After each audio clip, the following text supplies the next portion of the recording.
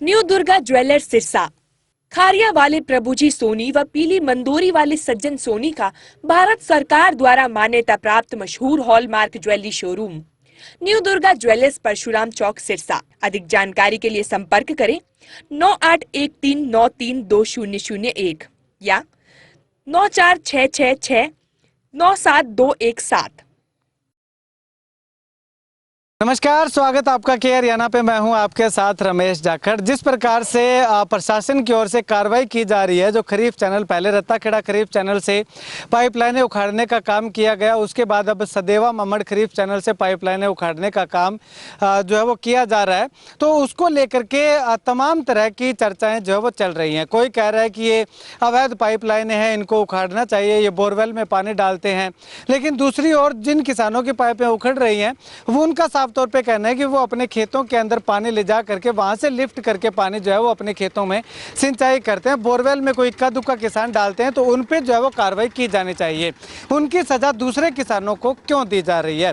तो इसी कड़ी में खारिया गाँव के सबसे ऊंचे इलाके में मैं इस वक्त मौजूद हूँ। यहाँ पे मैं आपको तस्वीरें जो है वो दिखाना चाहूँ तो आप देखिएगा कि सामने जिस जगह पे मैं खड़ा हूँ उससे भी 5-7 फीट जो है, और इस तरफ अगर बात करें तो कम से कम 15 से 20 फीट ऊंची जो जगह दिखाई दे रही है। और उसके आगे अगर मैं जहां वो ट्रैक्टर जा रहा है उसके थोड़ा सा आगे दिखाना चाहूँ तो आप देखिएगा कि कितना नीचे जो दूसरे खेत हैं वो यहाँ पे दिखाई दे रहे हैं। उसके बाद चारों तरफ कैमरा घुमा करके मैं आपको जो है वो दिखाना चाहूँ तो आप देखिएगा चारों तरफ जिस जगह पे मैं खड़ा हूँ उससे 1 एकड़ या 2 एकड़ छोड़ करके जो आगे की दूरी है वो जो है वो काफ़ी गहराई है। यानी कि मान के चलें कि 15 से 20 फीट तक जो है वो ज़मीनें नीचे हैं, दूसरी कहीं कहीं ऊपर भी दिखाई दे रही है। यानी कि एक टिब्बा इसको हम कह सकते हैं, जो राजस्थान के अंदर टीला जो मिट्टी का है वो उस तरह के खेत यहाँ पे जो है वो रेतीली जमीन के खेत इसको हम कह सकते हैं। और इस तरफ अगर मैं आपको दिखाना चाहूँ तो सामने जो है वो जो रानिया की तरफ रोड जाती है, खारिया से रानिया की तरफ जाती है तो वो रोड आती है। लेकिन उस समय भी जो है वो जो खेत है किसानों के वो कितने नीचे हैं और यहाँ पे कितनी ऊंचाई है। अब ये ऊंचाई दिखाने का मेरा मकसद क्या है कि जो पाइपलाइन जो किसानों ने ला रखी है वो इतनी नीचे गहरी खोद करके जो है वो यहाँ पे लाई हुई है। अब यहाँ पे जो है वो बिना पानी लिफ्ट किए किसानों के खेतों में नहीं लग सकता। वो भी मैं आपको तस्वीर दिखाऊंगा। लेकिन इस तरफ मैं आपको एक बार फिर से दिखाना चाहूँ तो आप देखिएगा कि कहीं पे ऊंचाई पे खेत हैं, कहीं पे निचाई पे खेत हैं, और यानी कि सीढ़ी नुमा खेत हैं। अब सामने फिर से मैं आपको जो है वो इस तरफ दिखाना चाहूँ तो यहाँ से करीब 35 एकड़ की दूरी पे वो सामने आपको कैमरा से गुजारिश करूंगा जितना जूम हो सकता है उतना जूम करके आपको दिखाए कि वो सामने जो पेड़ आपको दिखाई दे रहे हैं लाइन के अंदर, वहाँ पे जो खारिया से दोतड़ की ओर जो रोड जाती है वो रोड है, और उस रोड के जस्ट साथ में जो सदेवा ममड़ खरीफ चैनल है वो निकलती है। अब वहाँ से किसानों ने इकट्ठा पैसा करके यानी कि 300-400 एकड़ के लिए एक पाइपलाइन जो है वो साझे तौर पर यहाँ से इन खेतों के बीच से जो है वो लेकर के आए हैं, अपनी एडजस्टमेंट करके। कैसे न कैसे किसी ने कोई लोन उठाया है, किसी ने कोई कर्ज लिया है, किसी ने बैंक से कर्ज लिया है, किसी ने केसीसी बनवाई है। यानी कि तमाम तरह के हथकंडे अपना करके यहाँ तक जो है वो पाइपलाइन लेकर के आए हैं।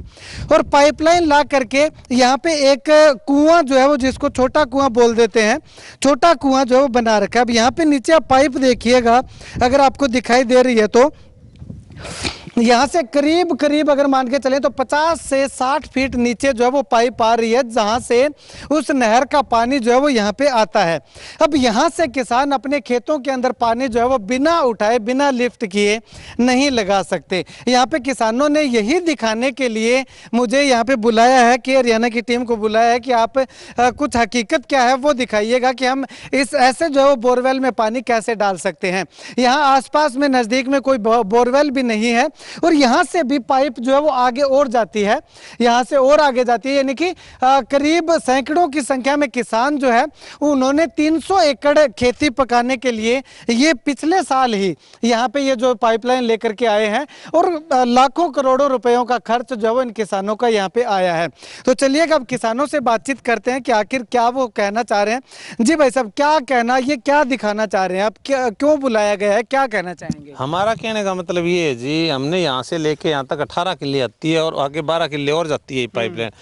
जो नाली का पानी जहाँ से उठाते हैं, उठाएंगे और उसके बाद में यहाँ से उठाएंगे तो उसके बाद में हमारे ऊपर तो दोहरी मार पड़ेगी। इसलिए ये पाइपलाइन लाई गई है, पत्थर की पाइपलाइन के यहाँ से उठा लें। यहाँ इस कुएं के अंदर ये देख लो कि मोटर जो लगी हुई है वो ऊपर अगर मोटर रखे तो भी पानी नहीं उठाती। इसलिए कुएं के आधे बीच में खंभा रख के उसके ऊपर मोटर रखी हुई है पानी उठाने के। यहाँ पे मैं आपको तस्वीर एक बार फिर से दिखाना चाहूंगा। ये देखिएगा, ये मोटर जो है वो जिसको मोनोब्लॉक मोटर बोलते हैं वही रखी हुई है। हाँ, मोनोब्लॉक मोटर। तो ये मोनोब्लॉक मोटर आपने खंबा रख के हाँ, इसलिए रखी हुई है। और ये पाइपलाइन 300 एकड़ भूमि को सिंचित करने के लिए लगाई गई है। ये जो यहाँ से खुदाई इसकी जो हुई है कम से कम 45 से 50 फीट है और 55 फुट पे ये कुआं है। ठीक है। और यहाँ से पानी उठा के हम लगाते हैं। तो सरकार तो सुविधा पाइपलाइन डालने की नहीं दे रही, लेकिन यहाँ पे हम किसानों ने इकट्ठे होकर के कम से कम 2 लाख से ऊपर रुपया 1 एकड़ का पाइपलाइन डालने का खर्च हुआ है। और इकट्ठा करके और इतनी मेहनत करके केसीसी उठा के सभी ने और ये लगाई है। और पानी लगाने के लिए किसी न किसी तरह से पानी लग जाए, लोगों के खेत हैं हमारे जो सिंचित हो जाएं, इसलिए फिर भी सरकार है वो उखाड़ने का काम कर रही है। वहाँ जो सीओ साहब के साथ हमारी मीटिंग हुई थी, मीटिंग में ये कहा था, सीओ साहब कह रहे थे कि पानी बोरवेल में डाल रहे हैं। खारिया, जोतर और डाणबंगी के तीनों गांवों के किसानों ने ये बोला था अगर कोई किसान बोरवेल के अंदर पानी डालता है तो 5 लाख रुपए उसका आप सिक्योरिटी के तौर पर जमा करवा लो और एफिडेविट दे देंगे। अगर एक भी व्यक्ति अगर बोरवेल में डालता है तो उसके 5 लाख रुपए दंड लगेगा। ठीक है।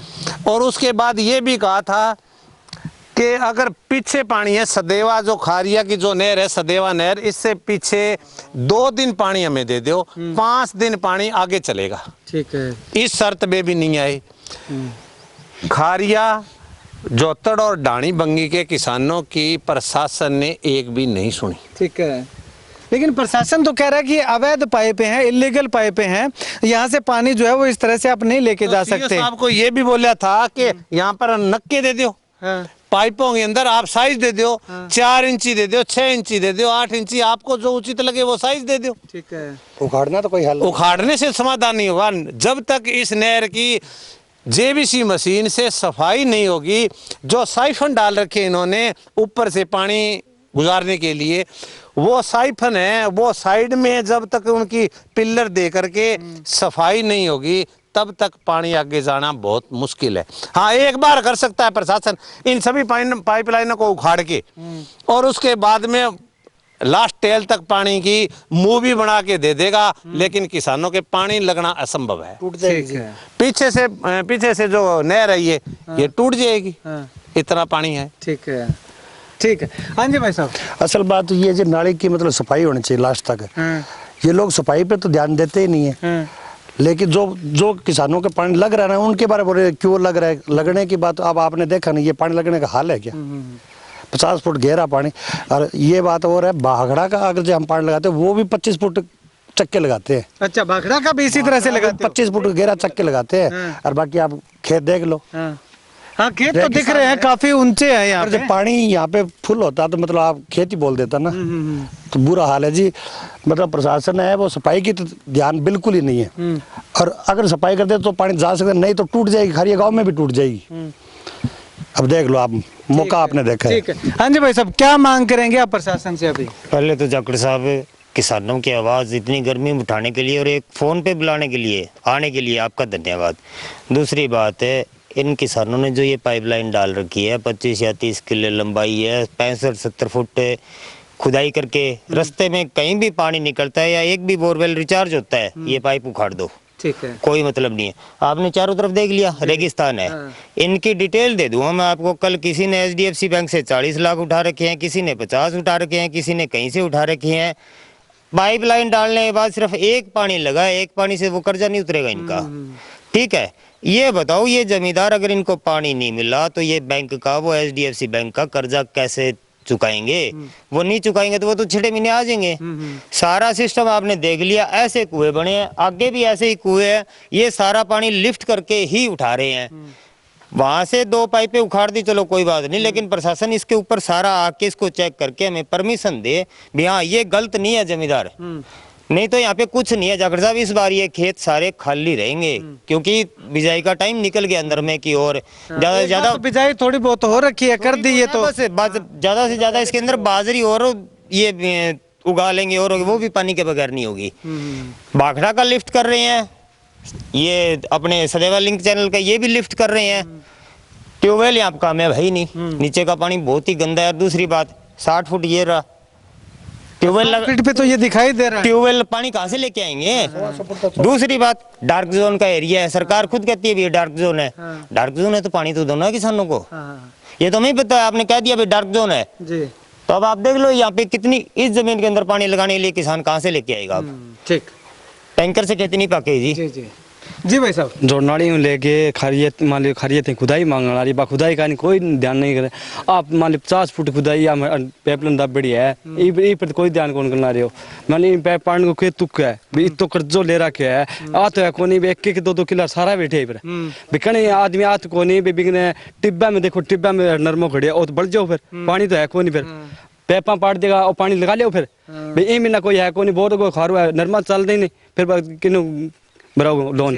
ठीक आ बात है जी। भाई साहब यहाँ पे जो अब 300 एकड़ अभी बताया था कि 300 एकड़ रकबा जो है वो इस पाइपलाइन पे निर्भर है, तो वो कितने किसानों का है और मैक्सिमम जमीन जो है वो किसानों की कितनी है? मैक्सिमम यहाँ से बड़ा सा बड़ा जमींदार है ना इस रकबे के अंदर 300 किलो के अंदर 10 या 12 एकड़ का है। 10 या 12 एकड़। हाँ ठीक है।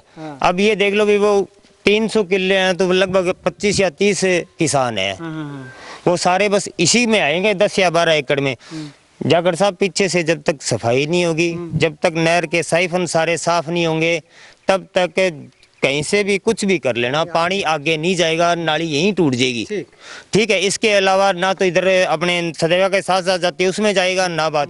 आज आप साइफन साफ करवा दो, जोड़ नाली से लेकर खारिया तक सारे और सारी इसकी सफाई करवा दो, पानी कल पहुंच जाएगा जी लास्ट। ठीक, शुक्रिया बातचीत के लिए। तो यहाँ पे आपको बता दें कि इन तमाम किसानों ने बुला करके हमें जो है वो यही बताया है। चलिए एक किसान और है, ये जी आप क्या बता रहे हैं?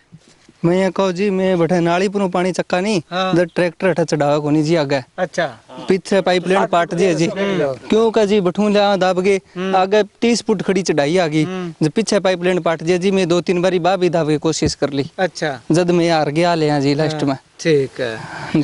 तो यहाँ पे किसानों की सबसे बड़ी समस्या यही है कि अब वहां से अगर पानी लिफ्ट करते हैं तो पहली बात तो किसानों का कहना है कि वहां से पानी जो लिफ्ट करेंगे तो वो यहाँ तक पानी पहुंचेगा ही नहीं, और दोबारा अगर जैसे तैसे करके उसको कामयाब कर भी लिया, पहुंच भी गया, तो एक बार तो वहां से लिफ्ट करो, उसके बाद में फिर यहाँ से आकर के, क्योंकि यहाँ पे भी 50-55 फीट गहरा कुआं है, यहाँ से लिफ्ट करो। किसानों को दोहरी मार यानी कि डबल खर्चा जो है वो यहाँ पे किसानों का पड़ने वाला है। ऐसे में इसके केवल ये नहीं, ये खरीफ चैनल का नहीं बल्कि भाखड़ा का जो पानी इनके यहाँ पे आता है वो भी इसी तरीके से जो है वो इनका आता है। हालांकि वो तो मोगा जो बना रखा है, उस मोगे के बाद चाहे वो खाल से पानी लेकर के आए चाहे वो पाइपलाइन से लेकर के आए, वो यहाँ तक आ तो जाता है, लेकिन वो पानी जो है वो बिना लिफ्ट किए लगना चाहिए किसान के खेत में, लेकिन वो पानी भी यहाँ पे उल्टा सिस्टम है कि इनको वो भी लिफ्ट करके लगाना पड़ता है। अब रूल पे अगर प्रशासन आता है तो वो पानी जो है वो किसान को बिना लिफ्ट किए लगाने का जरिया जो है वो दिया जाना चाहिए, और ये तमाम किसानों का कहना है। और अब अगर बात करें तो केवल यहाँ पे आसपास में फसल की बिजाई की हुई है दिखाई दे रही है, लेकिन इससे पहले जो पानी की पाइपलाइन यहाँ पे आई हुई थी उससे जो है इन्होंने पानी यहाँ से लिफ्ट करके उठा करके लगा लिया, अपनी बिजाई जो है वो कर दी, लेकिन अब इस फसल को पकाने के लिए जो पानी की ज़रूरत होगी वो पानी अब पूरा जो है वो इन तमाम किसानों को नहीं मिल पाएगा। तो ऐसे में ये जो 300 एकड़ का एरिया है, 300-325 के लगभग, वो एरिया वो खेत जो है वो अब वीरान होने की कगार पे हैं, और यहाँ पे बिना पानी के सब फसलें बर्बाद होने की कगार तक पहुंच चुकी हैं। खैर मैं ये नहीं कह रहा कि ये किसान सही है वो किसान गलत है, किसान वो भी अपनी जगह पे सही है, उनको भी पानी नहीं मिल पा रहा, लेकिन इन किसानों को मार जो पड़ रही है वो जो इक्का दुक्का किसान है, जो खराब करने वाले होते हैं, जो बोरवेल के अंदर पानी डालते हैं, उन किसानों की गलती के कारण इनको जो है वो सजा भुगतनी पड़ रही है। अब ऐसे में प्रशासन को चाहिए कि एक बैठ करके बीच का समाधान निकाल करके, रास्ता निकाल करके, इससे ये भी ना हो कि ये किसान भी बिना पानी के रहें और वो किसान भी बिना पानी के रहें। दोनों ही तरफ से किसानों को जो है वो पानी, उचित मात्रा में पानी जो है वो मुहैया करवाया जा सके, इसकी ओर प्रशासन को जो है वो ध्यान देना चाहिए। चाहे वो खरीफ चैनल की खुदाई करके साइफन वगैरह है उनकी साफ सफाई करवा करके, पूरी नहर की साफ सफाई करवा करके और एंड तक पानी पहुंचाना हो, चाहे वो बारबंदी है। ये किसान ये भी कह रहे हैं कि एक सप्ताह में 3 दिन पानी, इनको शुरुआत के जो 3 गांव हैं इनको जो है वो परमिशन दी जानी चाहिए, और आखिर की जो 4 दिन है, क्योंकि लंबा पानी जाना है तो उनको 4 दिन दे दिए जाएं, तो इससे भी जो है वो इनके भी पानी लग जाएगा और उनके भी पानी लग जाएगा। खैर, आप इस वीडियो को लेकर के क्या कुछ कहना चाहेंगे कमेंट सेक्शन में कमेंट करके जरूर बताइएगा। और क्या ये जो किसान, जो तमाम प्रशासन जो पाइपें उखाड़ने का काम कर रहा है, जो ये किसानों की मैंने आज वीडियो दिखाई आपको, इसको लेकर के कौन सही कौन गलत आपको लग रहा है वो भी कमेंट जरूर कीजिएगा।